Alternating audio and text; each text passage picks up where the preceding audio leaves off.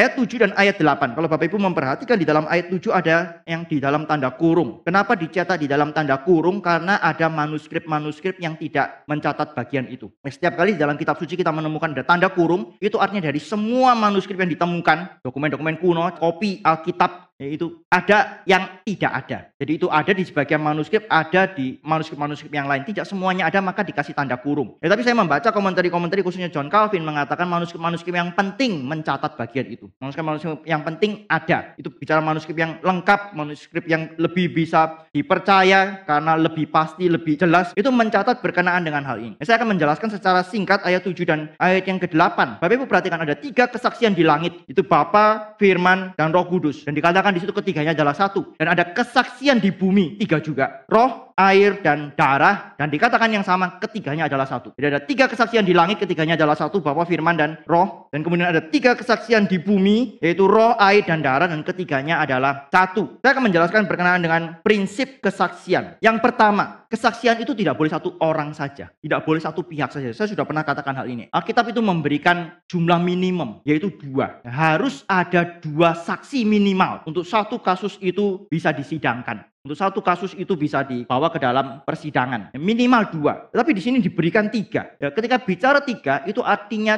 cukup. 3 itu bicara bukan cuma minimal, tapi ini bicara cukup. Satu kesaksian yang cukup. Satu kesaksian yang sudah penuh. 3 kesaksian di langit, 3 kesaksian di bumi. 3 kesaksian di surga dan 3 kesaksian di bumi. Ini bicara tentang kesaksian yang cukup. Prinsip kesaksian yang pertama tidak boleh satu pihak. Minimal 2, 3 itu cukup. Dan kemudian prinsip yang kedua, kesaksian-kesaksian itu harus satu. Satu itu bicara apa? Bicara tentang hal yang sama. Nggak boleh A ngomong tentang hal yang lain, B ngomong tentang hal yang lain. Itu bukan satu. Bicara tentang hal yang sama dan bukan cuma bicara tentang hal yang sama. Harus in agreement. Harus setuju mengenai hal yang sama itu. Jadi 3 pihak bicara tentang hal yang sama. Memberikan kesaksian yang sama tentang satu hal. Itu baru namanya satu. Nah, di langit, di surga, ketiganya Bapa, Firman, dan Roh bicara tentang Kristus. Dan kemudian di bumi, roh, air, dan darah juga bicara tentang Kristus sebagai anak Allah. Ini 3 kesaksian. 3 di langit, 3 di surga, dan 3 di bumi. 3 kesaksian. 2 kesaksian ini tidak bertentangan. Bapak Ibu, kalau kita mengingat di dalam, mari kita lihat ya, tulisan Yohanes di dalam Injil Yohanes 1 ayat 33 dan 34. Rasul Yohanes mencatat kesaksian Yohanes Pembaptis. Bapak Ibu jangan bingung ya. Rasul Yohanes yang menuliskan Injil ini mencatat kesaksian dari Yohanes Pembaptis. Kesaksian ini adalah kesaksian yang pertama yang dari surga tadi. Saya bacakan ayat 33 dan 34. Dan aku pun tidak mengenal. Yohanes Pembaptis tidak mengenal Yesus sebelumnya, tetapi Dia, Allah, yang mengutus aku untuk membaptis dengan air telah berfirman kepadaku, jikalau engkau melihat roh itu turun ke atas seseorang dan tinggal di atasnya, Dialah itu yang akan membaptis dengan Roh Kudus. Dan aku telah melihat